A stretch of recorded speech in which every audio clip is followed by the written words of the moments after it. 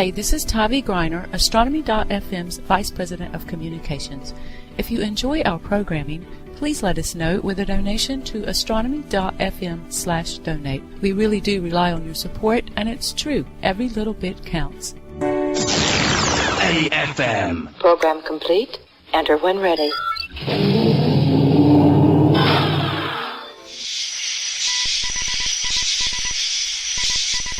The curtain of night is drawn back. The telescopes are trained. The domes are open.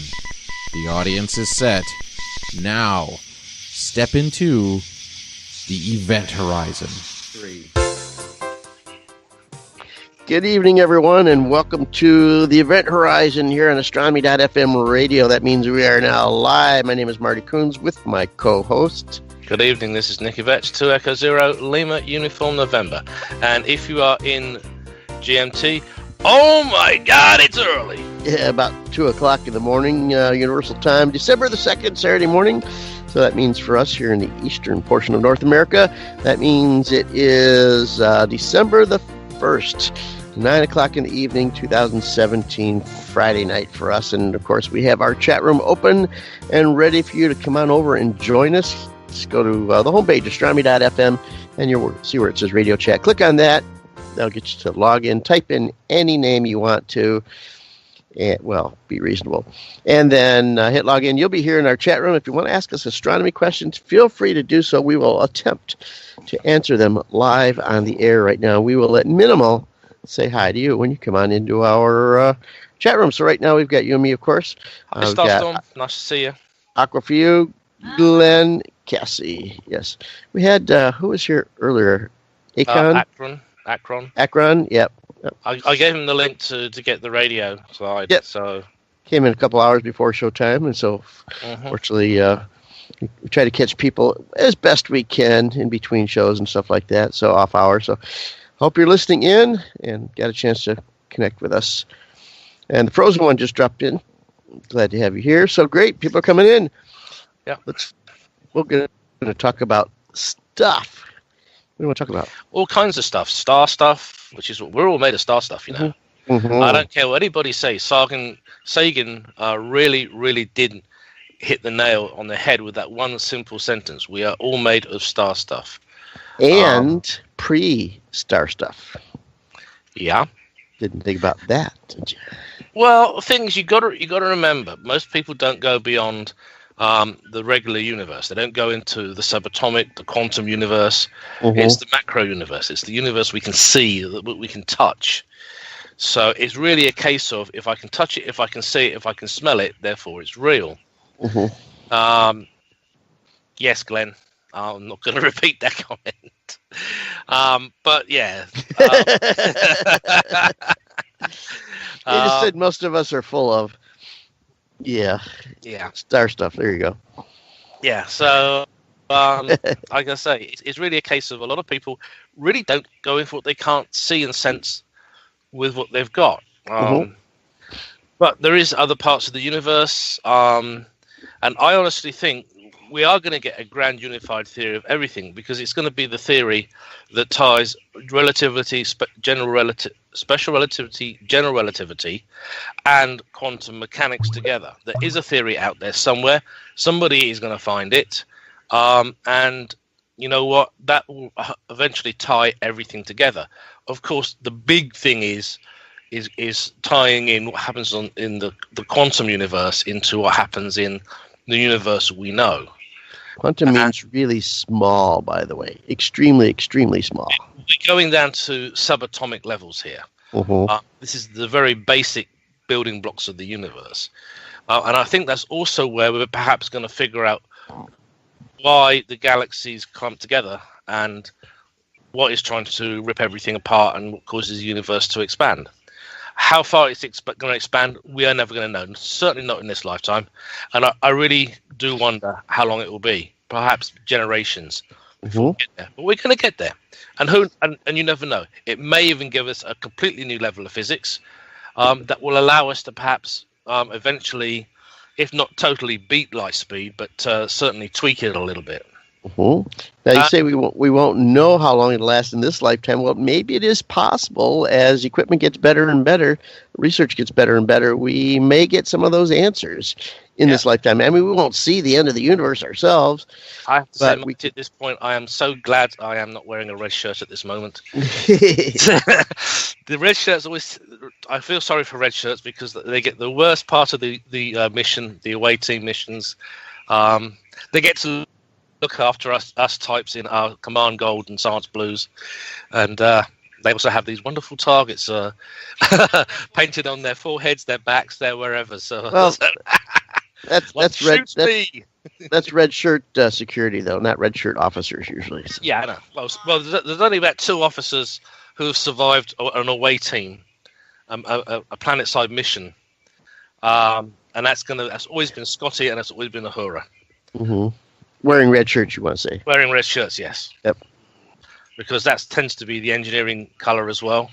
I think it's the actual logo on their shirts that really does it, because engineering has a completely different logo, and I believe communications are a subset of engineering anyway. Mm. So I know the exact reason why red shirts always lose it, though. The exact reason. Okay. One word. What's the exact reason? Writers.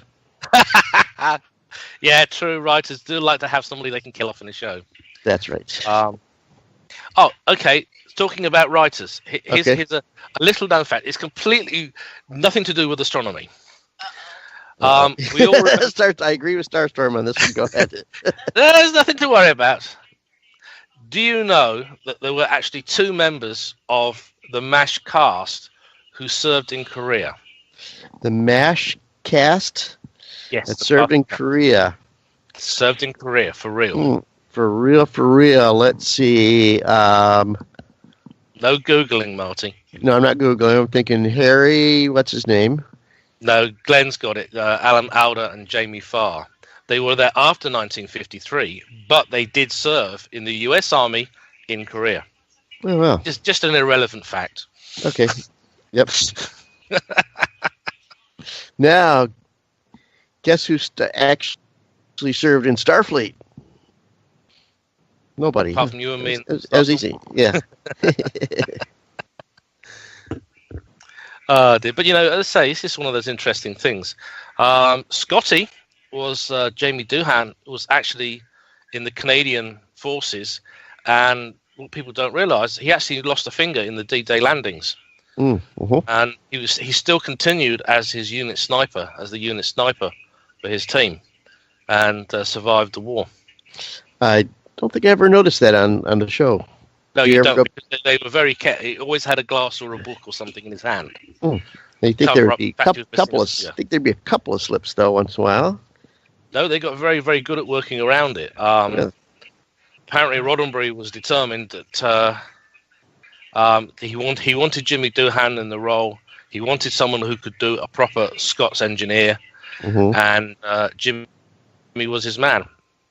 But saying that, Bill Shatner and Leonard Nimoy, where did they first turn up? The Man from U.N.C.L.E. in the very first episode, the Vulcan Effect. Interesting. And if you watch the episode, you will see the way they Napoleon Solo escorts Bill Shatner, a drunk Bill Shatner, out of the party. Okay. And then they pan back to Leonard Nimoy standing there, and it is the classic Spock shot. Yeah. Tied onto his face, it is the classic Spock shot. It's good fun, but it's kind of nice. If it wasn't for Star Trek, I don't think a lot of us would actually be here doing astronomy, because, to be honest, there are so many people at NASA, at ESA, who say, how did you get involved in astronomy? How did you get involved in astrophysics? Star Trek, it was the thing that brought everybody in and gave them the dream to explore space. Yeah, I got in there before Star Trek. I mean, I think I remember Echo flying over. Yeah, remember that mission? Basically, it was like a giant balloon up in space, and they could bounce radio signals off it. That's why it's called Echo, and it's supposed to fly over. I don't remember if I actually saw it, but I do seem to remember being brought outside to look at it. I think the thing for me, it was, I would say 1968, 1967 maybe. Okay. That's when I first started. I started watching the Sky at night at a very young age. It would be repeated on BBC Two in the afternoons on Saturdays. Obviously, it went out live at around midnight on Friday, and there would be a recording of it and repeated on BBC Two. So, of course, I got started watching this show, and I think the other thing that really got me into astronomy was Doctor Who. But particularly after when the second Doctor came in, and he started having adventures off planet, and they started moving away somewhat from history. Then that really fired my imagination. I liked the idea of being able to. There's a message from our radio producer. Okay. The Echo passes were printed in almost all the newspapers for a while. Remember newspapers, Marty? Uh-huh. But as I say, it was science fiction that got people into the sciences, into astronomy. And I totally blame James Burke. I blame Sir Arthur C. Clarke. And I totally and utterly blame Patrick Moore. Because he would be in the studio, he would have these terrific diagrams done by Paul Doherty. And it was like, it explained everything that was being said. James Burke would do a show about the American space program, and he would ask the questions, and he would produce these brilliant ideas. He would leap from point to point to point. He took you along. It was a case of really dragging your mind into the whole thing. And of course, who better for the first manned moon mission to have in the studio at BBC than Patrick Moore, James Burke, and Arthur C. Clarke. Now, Arthur had also been writing science fiction. Yes, Optronics. He was the one that did everything in the three Connections series. Into Connections 1, 2, and 3. All of them pretty much the same basic thing, but they went into different things at different periods of time. He had the ability to make you want to pay attention, to make you want to learn. And of course, Arthur would write stunning science fiction that postulated man on Mars, man exploring the solar system, man on the moon, man living on the moon, tourist buses crossing the moon to show tourists the historic sites and the beauty of Earthrise. They literally, in some respects, fueled our appetite. And then, of course, in the 70s, Sagan did the original Cosmos. Mm-hmm. Now, I give Neil deGrasse Tyson full credit. He did a really, really wonderful reboot of Cosmos. I just think using animation and actors to voice animation was perhaps a bit of a letdown. I really liked seeing perhaps human actors, live people doing the reconstructions. Now, as I say, I have issues with some of the choices for voices because of some of the attitudes that the voices have in real life. I'm not going to go into that unless I'm really pressed to. But having said that, I think that deGrasse Tyson did such a wonderful job. He brought it alive. His Thought spacecraft, where he did the journeying through the cosmos, was brilliant. It was a step beyond Star Trek. it was beyond, I think, most of the science fiction we knew about traveling in the universe.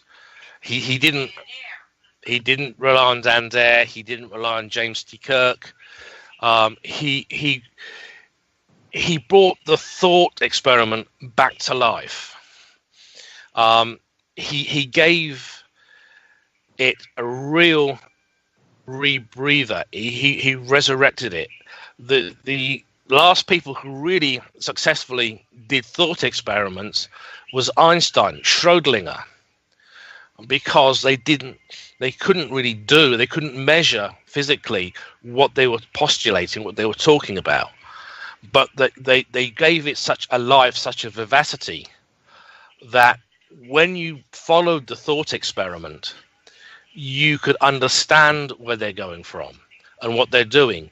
It made it understandable. It allowed you to perhaps appreciate the thought experiment about having a cat in a box. In one universe, the radiation emitter is opened, or the poison is opened, and the cat dies, whereas in the other universe, the cat doesn't die. He explained how the experiment worked, and it allowed us to really, really understand what was going on. Now, Einstein wrote in German, because he was German, but it was easy to translate. The translations were not ambiguous or flawed. People took the time to really, really make sure that when they did the translations, that it was accurate. And that way we could understand what was being said. I've watched maybe 2 or 3 different courses on general relativity. And a lot of the time it falls down because it's really a case of they don't take the effort to get into his mind. It's dry facts. They don't explain it. Now, if you really want a good book that's going to take you ages to read, there's a book by Kip Thorne, Space, Black Holes and Time Warps and stuff. I'll ask Starstorm, would you do me a favour? Yeah. There's a book on my bedstand by Kip Thorne. Could you just grab it for me, please? Thank you. This has taken the thought experiment to a new level. He starts off with a thought experiment on it, but it's written down and it's explained clearly, lucidly, and it really, really does allow you to get into the whole of the science. Thank you. Okay, the book is Black Holes and Time Warps: Einstein's Outrageous Legacy. It's by Kip S. Thorne with a foreword by Stephen Hawking. And even the Wall Street Journal had to admit it was an engrossing blend of theory, history, and anecdote. Now, if you really want to get into physics, into astrophysics, into quantum mechanics and stuff, this is the book to read. It was published by Norton, and Kip Thorne is the Feynman Professor of Theoretical Physics, emeritus at the CIT, and he also wrote with John Wheeler and Charles Misner, Gravitation. And he was the 1994 recipient of the American Institute of Science Physics Science Writing Award. So it is part of a great series of books it's the Commonwealth Book Fund program that published it with the assistance of the Rockefeller University, who administer the program. If you really want to be able to get your head around physics, and particularly Einstein's relativity, this is the book to get and to read. I think I'm on my second reading of it. I'm about halfway through it right now. Mm-hmm. And as I say, it was really a case of I read it, I got most of it, put it aside for a month or so, and I went back to it and I started reading it again. And each time I've read the book, it really brought it home what was going on, and it made it more and more easy to understand. I suspect it's probably going to take about 10 or 12 rereads before I can really say I've got my head around it. But you know what? Until you actually... Good book does that. Thank you, Starstorm. But until you can really do that, you will, you might get the basics of it, but once you've done it and you've spent the time, I'm actually looking for copies now of the translated original manuscripts by Einstein. I want to read the original. Yes, in English. I don't speak or read German, but I want to get a copy of that. I want to read it myself, and I want to so I can actually finally say, yeah, okay, I get what you're saying. That's assuming the translation is accurate enough. Well, yeah, translations are up to interpretation. Now, Red Shirt number 3 says Kip Thorne also wrote The Science of Interstellar. Yes, he did. And you know what the really great thing is? It helps you to understand relativity and relativistic speeds, especially around black holes, particularly around the event horizon. Sorry, I had to get a plug in for the show. Don't really need to because we're here already. So. I know, but you know what? It's really nice to mention the show's name on the show. But seriously, there are some pretty good translations out there. Read what people say about the copy. One problem with Einstein's theory is that people generally can't relate. Go on, Marty. There you go. Say what? You said something and then you went, ugh. I said the thing about Einstein's theories is that generally people can't relate. They can't because one way to relate it is to look at a speeding car. Mm-hmm. If you're going at roughly the same speed, it appears to be standing still. Mm-hmm. But when you're standing still and watching it, you can also appreciate the Doppler effect as well. You can then understand why things go from blue to red and how the sound changes as it approaches and goes away from you. It is a way of understanding and seeing science in motion. No, I didn't probably catch that pun, Marty. I said people generally can't relate general relativity. Most people really can't, in all honesty, because they don't have perhaps the foundations to appreciate it and understand it. Glenn, yeah, you're right. Nothing actually really stands still. We're moving through the universe at an X amount of speed in relative to everything else. We're not exactly standing still. The Earth is rotating at a set speed. We're moving through the solar system at a set speed. So no, we're not. Even if you stood still on the face of the Earth, you are not really standing still anymore. Well, you're not even standing still no matter what you do. Yeah, I agree. You don't need the math to understand Einstein, but having the math to perhaps appreciate it in a deeper sense is nice. I think the first time we actually did a show together, we did something on black holes. I did a presentation, I think, on why 42 is the meaning of life, the universe, and everything. Do you remember that, Marty? Uh-huh. Quite a while ago. What I had was I had a course from Dr. Alex Fipenenko on black holes. Now, Alex is a very good guy. He can make the most complex thing seem fairly understandable. And he actually shows the math in the course that proves that at that time, the Large Hadron Collider, yes, it may produce a mini black hole. But guess what? The event horizon of that mini black hole is so small, it starves. Mm-hmm. It has 42 minutes of life because it can't feed. And then it goes poof into Hawking radiation. So yeah, they can make these mini black holes if they want, unless they can feed, unless a black hole can feed, it can't grow. So, and I think we touched on that last week towards the end of the show about with two black holes that merge together mm-hmm. To form a bigger black hole.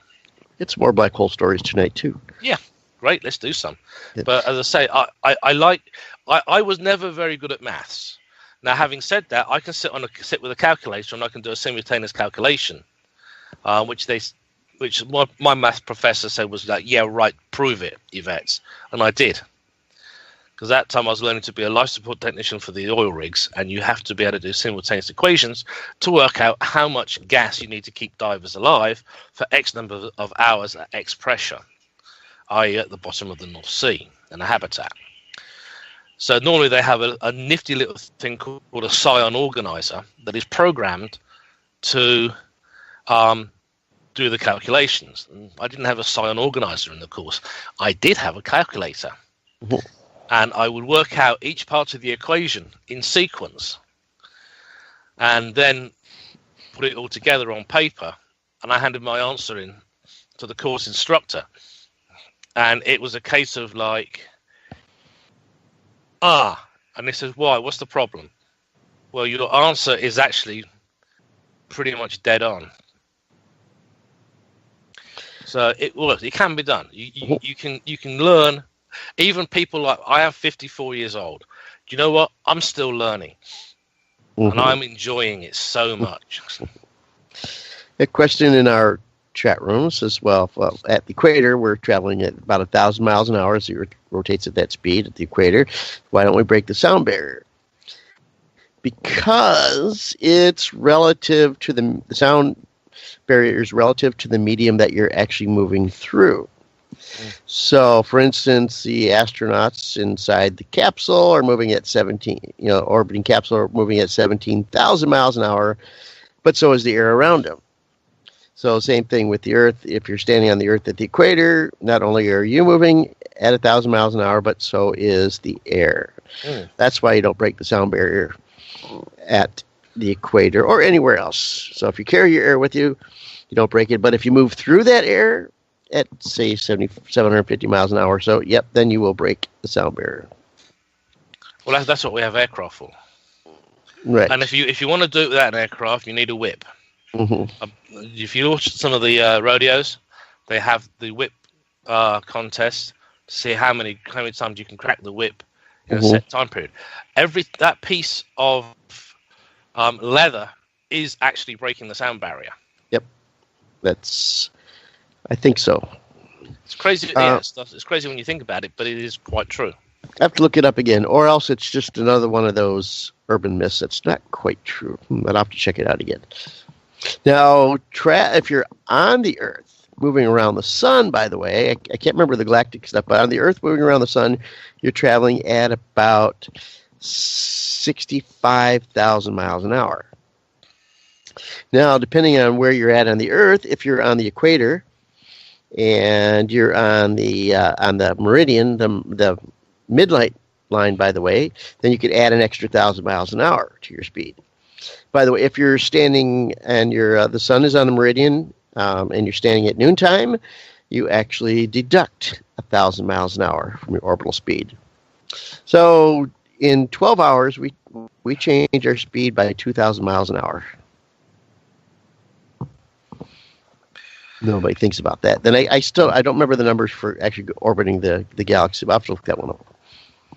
Well, everything is moving relative to everything else. Mm-hmm. And I think the thing is, we don't really notice it because we think we're moving slow, and it's perception. Yes. End of the day, it is perception. Yep. Because you think, I'm only walking, 2 miles an hour? Mm-hmm. I'm going pretty slow, but we're not. Everything else is moving in relation to it. And that was one of the things Einstein was trying to get over with his paper, that we're not as we think we are, but we are actually moving at different rates, comparatively speaking. Mm-hmm. As I say, physics is brilliant. So much you can do. There's so much fun you can have without blowing up a laboratory or your house. But yeah, it's all good fun. Now, I'm just going to put a quick shout out to Black Projects because we know he's missing tonight. So we are missing you. Get yourself sorted. Come back next week because we like your links. I'll say hi to everybody else that's in chat room too. We got you and me. We've got Aqua for you, Glenn, Cassie, Starstorm, the Frozen One, Redshirt number 3, and Optronics. All welcome to Event Horizon on Friday nights. It's now about 9:30 in the evening for those of us here in the eastern portion of North America. So that means we're halfway through our program. Still got another half hour to go. And don't forget, coming up after the Event Horizon, we've got more programming for you to listen to. 3 more hours, and we'll repeat everything in 4-hour blocks for the next 24 hours. So keep tuned in after the Event Horizon is over with, too. More programming. And of course, the really great thing is, with AFM, you get the links. If you're listening to the repeats, to the podcasts, you get the links on our website. So you can actually see what we're talking about and understand. Yeah, okay. We're getting told off, Marty. We're not putting enough links in chat. Come on, let's put some links in the chat. Well, we need to talk about stuff that's linkable. Otherwise, we'll be talking about the missing links. Yeah. Missing link? Isn't that something to do with Lucy? But that's somewhere else. Something like that, yeah. Well, let's see. We got a launch coming up. Entirely. Apology, not astronomy. Yeah, I'm getting told off for the joke. Next week, December the 8th, there will be a launch of a SpaceX cargo mission to the International Space Station. And coming up soon, there's supposed to be, let's see, another cargo mission is actually going to depart from the space station before that on December the 6th. So lots of missions to and from the space station coming up. So keep an eye on those things. Keep an eye on NASA TV for actually watch some of that stuff too. Haven't seen a separation from the space station yet. Want to, or an attachment to. It always never seems to be the correct orbital period for anything like that. So, used to see the space station and the space shuttle fly around together. That was pretty cool. Yeah, space shuttle. Yeah, flying brick. Not as cool as an Apollo command capsule. Was Orion might be, should Lockheed Martin actually get their fingers out and get the thing operational, built, tested, and certified. I think this is perhaps where we're falling down, folks, in the US, is that the people building all our hardware and then dinging it like Boeing did, I believe, with a set of fuel tanks for SLS, is the fact that it always goes to the big defense contractors. I really think it's going to be Elon Musk, it's going to be Steve Bezos, and all the new guys on the block that may actually be stealing the marches. Have you seen this blue picture of Jupiter? No, I haven't. Let's have a look at it. Check at it. There it is. Jupiter's got the blues, huh? Yeah, there's so much detail in it that the more you look at it, the more you actually see. Just swirl after swirl after swirl. And also, when you look at this picture, think about after you look at it, it's going to be pretty much gone. Those swirls don't stay there. They move around, they dissipate, they change shape. So once you get one image of swirly Jupiter, then it's gone a little while later. So. Well, the whole of the Jovian atmosphere is one perpetual storm. Mm-hmm. Storm and swirls and whirls and swirls, however you want to call it. Well, they're saying that the Spratle scale in the image is 7.7 miles to a pixel. 12.5 kilometers to the pixel. And that was when Juno was at a latitude of 57.57 degrees, nearly 3/5 of the way from Jupiter's equator to its north pole. Yeah. On the ninth flyby. Now, let's see. Here's one. Let's go for this. So since we're doing Jupiter, we're going to go back a little bit in time to November the 9th. Okay. Yeah. What can you do in astronomy? You can time travel. Yeah, that's right. Okay, so Jupiter's stunning southern hemisphere. Okay, so actually, it's part of that as part of the earlier picture you shared, Marty. If you look at it, this is actually showing the southern hemisphere, and it captures one of the white ovals in the string of pearls, one of 8 massive rotating storms at 40 degrees south latitude on the Jovian sphere. Now, this picture was taken on October 24th, as Juno performed its 9th flyby, 9th close one.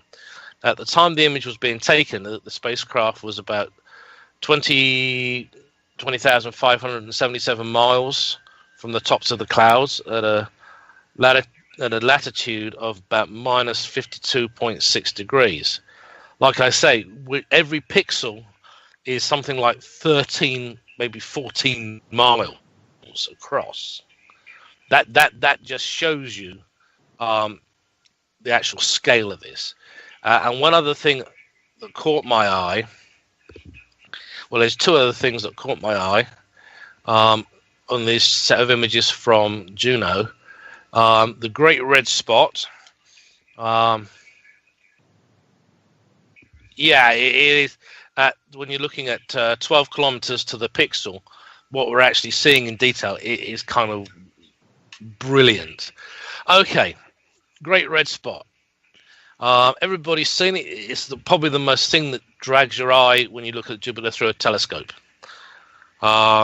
So that is it in true color. So this is a storm. It was created. The image was created by citizen scientist Bjorn Johansson, using data from the JunoCam imager on Juno. Now, this is a natural color rendition of what the Great Red Spot and surrounding areas would like to humanize from Juno's position. You can see the tumultuous atmospheric zones in and around the red spot. They are very clearly defined. So this is back from an image taken on July 10th, on its 7th flyby. So the other thing, some of the things that caught me was this one here, and this is a Jovian moon shadow on the planet. Okay. Now this red spot one's kind of far away, I think, isn't it? And it's going to be much closer another time. As I say, a couple more flybys, and it'll be really close. Yep, they are moving the space probe closer and closer to the planet for each flyby. So there, a nice Jovian moon shadow, and I know that Glenn and I have seen these live when we've been using remote telescopes. So this is Almathea casting a shadow on this particular part of the gas giant. Now, the elongated shape is obviously a result of both the location of the moon with relation to Jupiter, as well as the irregular shape of the moon. So this is an image back taken on September 1st and the 8th close flyby. And at that point, the spacecraft was only 2,397 miles from the tops of the Jovian clouds. So again, this just shows you how stunning and how brilliant some of our tech is these days.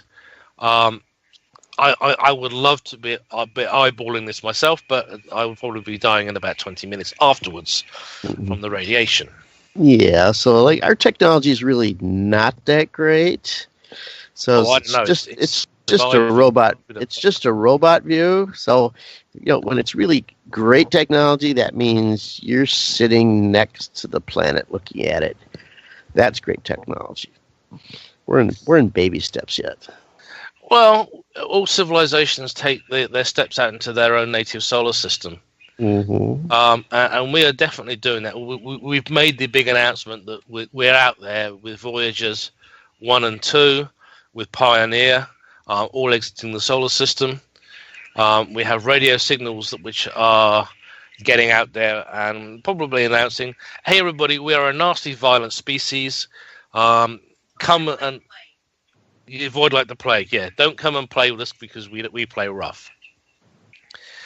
Now, one last image I really want to share from this collage of Jupiter.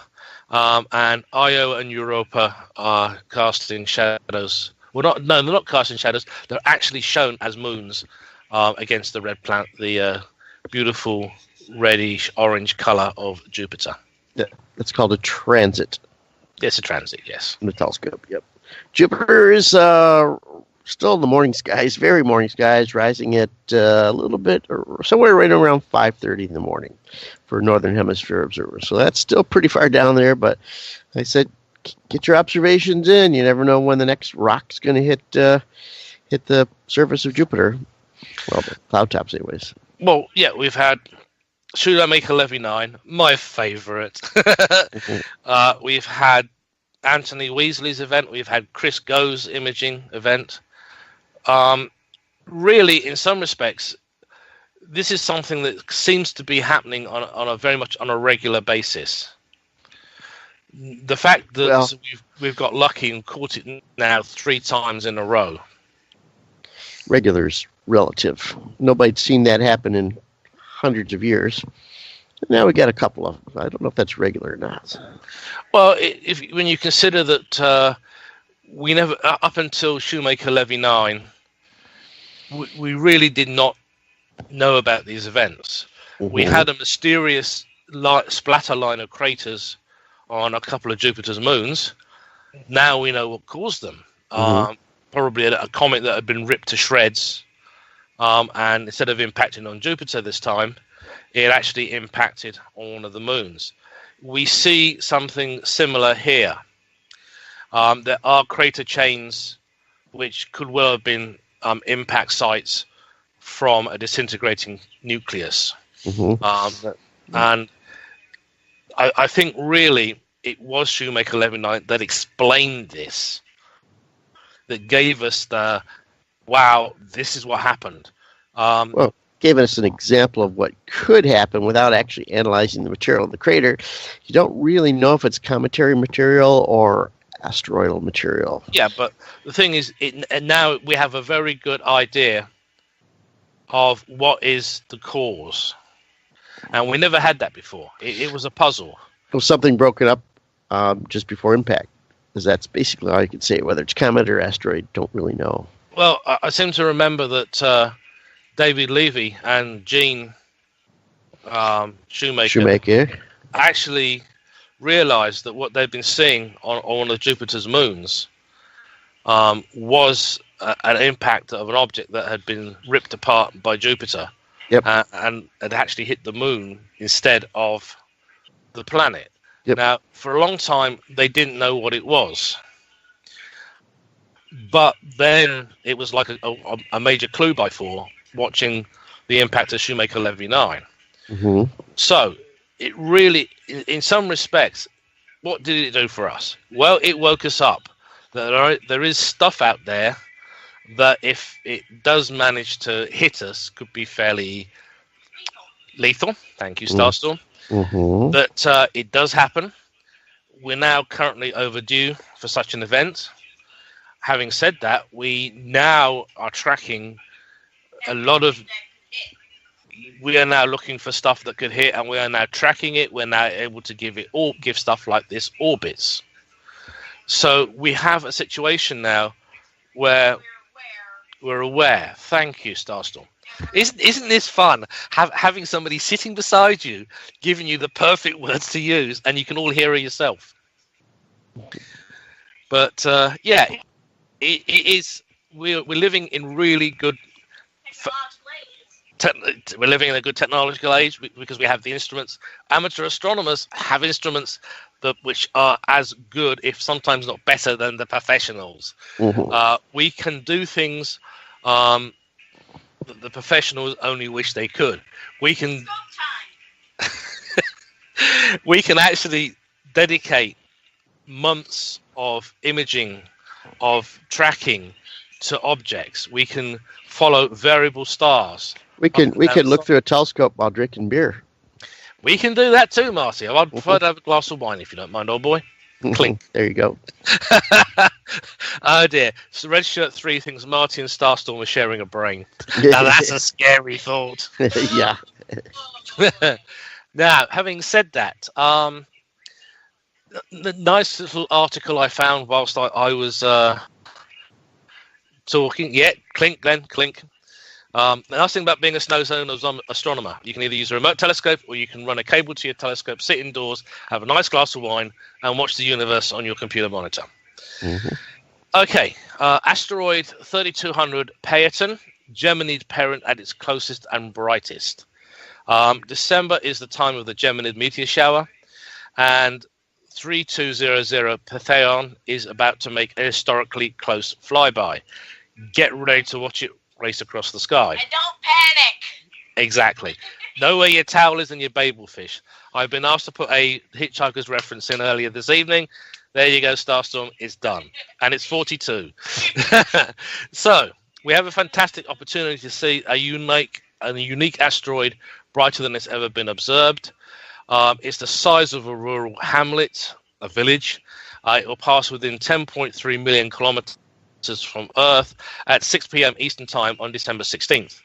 Just before closest approach, it will reach a whopping magnitude 10.7, bright enough to track it in a 3-inch telescope, and I do mean track. Hold on to your eyepiece. This thing will be scooting along at up to 15 degrees per day, or 1.6 arc minutes a minute, fast enough to cross the field of view like a slow-moving satellite. There is a nice little diagram that gives an overview of the flight through Auriga, through Capricornus, in the next few weeks. It's changing phase. Is shown throughout. Numbers beneath the phases are visual magnitudes at the time. One reason the asteroid fades so rapidly after closest approach is because its phase narrows to a crescent from our perspective.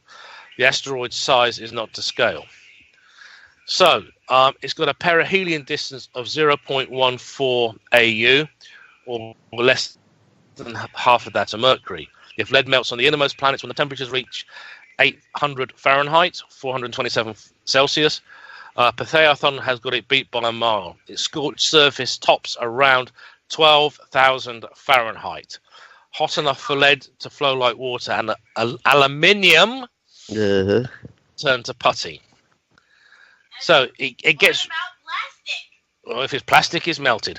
So it gets roasted by the sun every 524 days. It also explains its other claim to fame as the parent of the Geminid meteor shower. Shortly after it was discovered on October the 11th, 1983, along with the orbiting infrared telescope, IRAS, Fred Whipple noticed that Phaeton's orbit matched that of the Geminids, clinching it as the shower's source. Most meteor showers originate with comets. When a comet gets near the sun, solar heating vaporizes dust-rich ice off the nucleus, and the push of sunlight radiation pressure blows it back out to form a coma and tail. The ejected material forms a trail or stream along the orbit, and when the Earth slices through that dust, it slams into the atmosphere and vaporizes. Particle by particle, we got a meteor shower. So, how do you get dust from an asteroid? Early hypotheses, now discarded, thought that Phaeton might have ice underneath its surface that vaporizes. Well, that would have made it a comet. Daleks don't like the smell of beer. That I wouldn't know. They are totally fictional. I hope totally. Okay. Now, they thought it had ice underneath the surface that vaporizes around the time of perihelion. It sounds plausible. Measurements show that the asteroid gets too hot for ice to survive inside or out. Still, you might get blood from a turnip if that turnip is composed of carboniferous carbon and water-rich minerals like our friend is, and heated to a temperature high enough to cause the material to break down, crack, and crumble into dust. So, perhaps this was once a traditional comet. Well, no longer. Today, it is considered a rock comet, a rare type of object that outgasses rock particles instead of ice. So, when you pour boiling water on cold glass, the glass shatters from thermal shock. Similarly, extreme solar heating at the time of perihelion will cause rapid expansion of the crustal rocks. They fracture and release dust that's carried away by the radiation pressure of sunlight, which also means this could be a way for a leisurely voyage in the inner solar system, solar sails. And I know the Planet Society are working on solar sail too. So experiments have shown that the dust particles are about 1 millimeter across, which is approximately the size of the Geminids. So it is pretty much a fairly good fit. We now know where the Geminids come from. So Phaeton, even though it's not heavy metal, but it still rocks. It still rocks, yeah. All right. But you never know when something's going to jar that discovery into oblivion. Yep. Science moves on. It takes a theory, it runs with it for a while. Oh, yes, this works.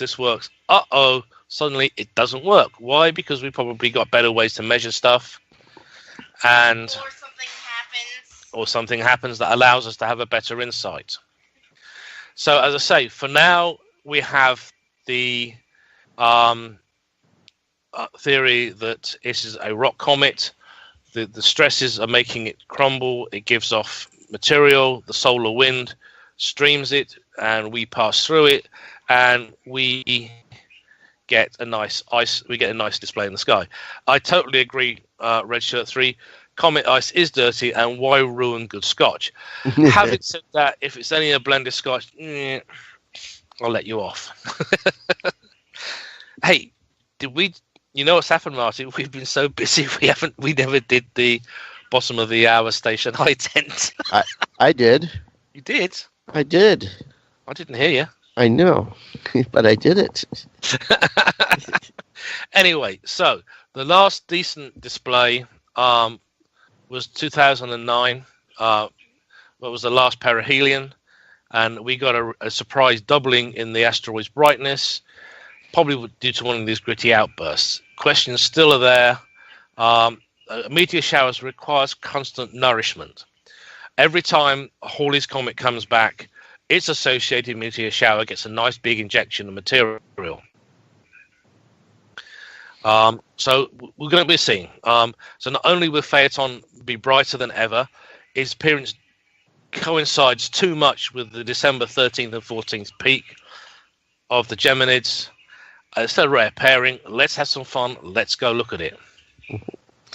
Well, at least we're having a full moon right now, so in a couple more weeks it'll be right around new moon. Definitely a good time to enjoy some Geminid meteor showers.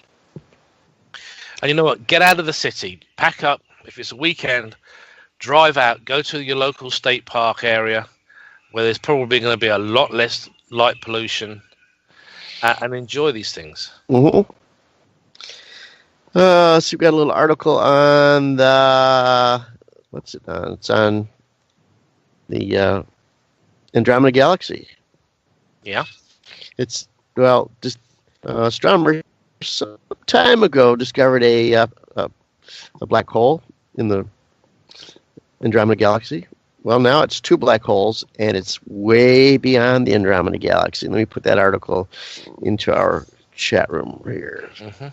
They're calling it, you'll see this pop up in news items, that the Andromeda Galaxy was photobombed by a pair of galactic black holes. Now, these are big black holes, massive black holes, the kind that you would find in the center of galaxies themselves, and they're orbiting around each other. So they're got some X-ray output and some optical output. And it was just recently that they discovered that this pair is actually about 2.5 billion light years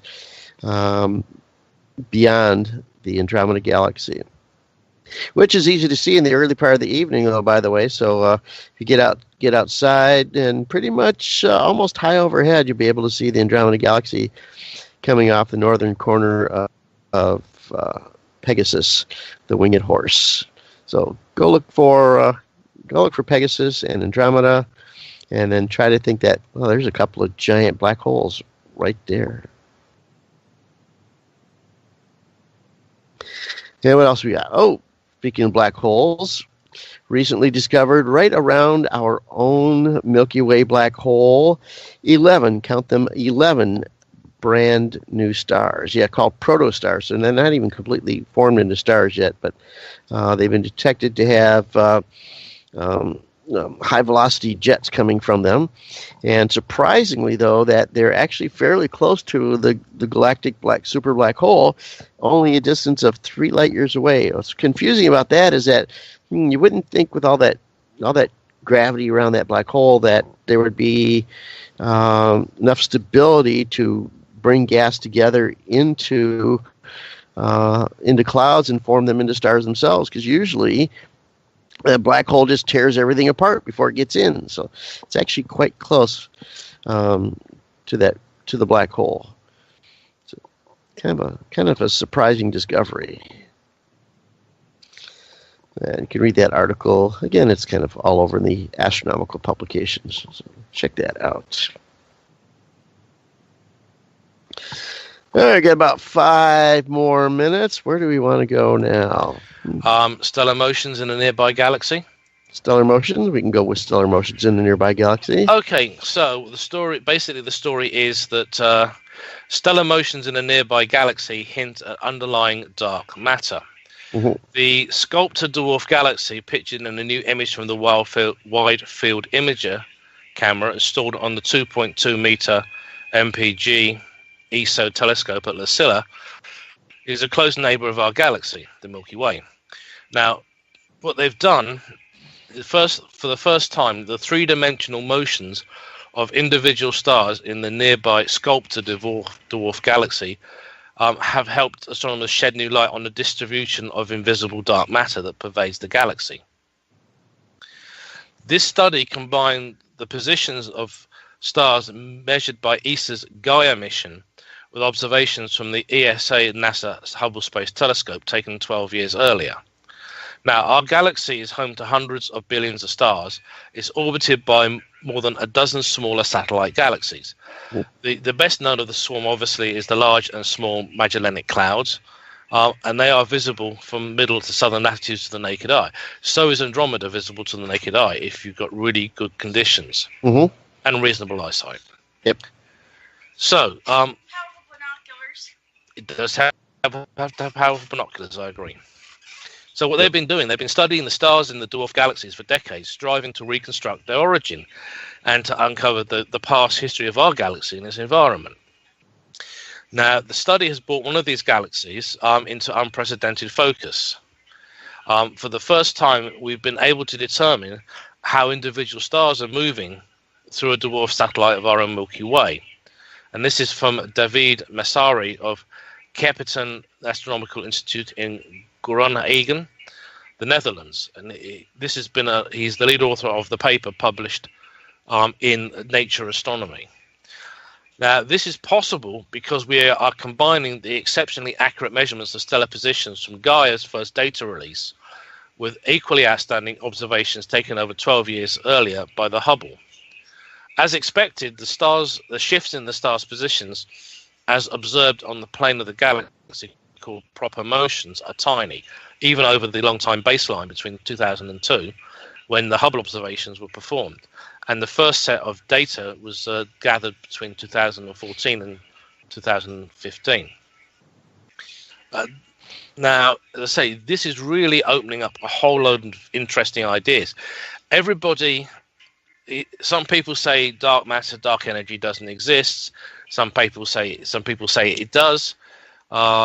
And of course, there is a polite astronomical dust-up over the truth. Now, this seems to be pushing the idea that this is actually a more correct idea, that dark matter does exist, and how it possibly may be working in the known universe. So I'm going to keep an eye on this, and I think we're going to be seeing a lot more stuff coming out of this story in the future. This story was actually published today, December the 1st, in Astronomy Now. Well, the Sculptor dwarf is actually a fairly round galaxy, kind of like a globular cluster. But doesn't look like it has a real defined core or anything like that. So the interesting part of how are the stars moving through there? Are they circling the center? Are they randomly traveling through there? So that's what kind of they're trying to study to determine what's actually making those stars move in the patterns that they're moving also. Well, we're into the last 45 seconds of the show, folks. We are. So I guess it is time to start thinking about doing that. Yeah. Just got phasered. Yeah, bye-bye, Red Shirt. So, this is the away team to USS Miranda. 3 to beam up. Beam up Starstorm, Miss Elf, and Ensign Marty. Energize. Thanks, everybody. Good night, folks. Appreciate you all listening in tonight. Thank everybody in chat. And don't forget, we got more programming coming up right after this program. Thanks, everybody. Good night. Good night. We hope that you've enjoyed this program from AFM Radio, the broadcast service of Astronomy.FM. This program has been released under Creative Commons license. Please contact us for details. You may find more of our AFM original programs on our website. It's really easy to find us. We are Astronomy.FM. You may also find us in the iTunes radio listings near the top of the News Talk section, and also as an iTunes podcast selection. We'd love to hear your comments. Please email us at radio@astronomy.fm. Thanks so much for being part of the voice of astronomy around the world and across the known universe. This is Astronomy.FM Radio. Hi, this is Tavi Greiner, Astronomy.FM's Vice President of Communications. If you enjoy our programming, please let us know with a donation to Astronomy.FM/donate. We really do rely on your support, and it's true. Every little bit counts. AFM. There I was, doing my thing.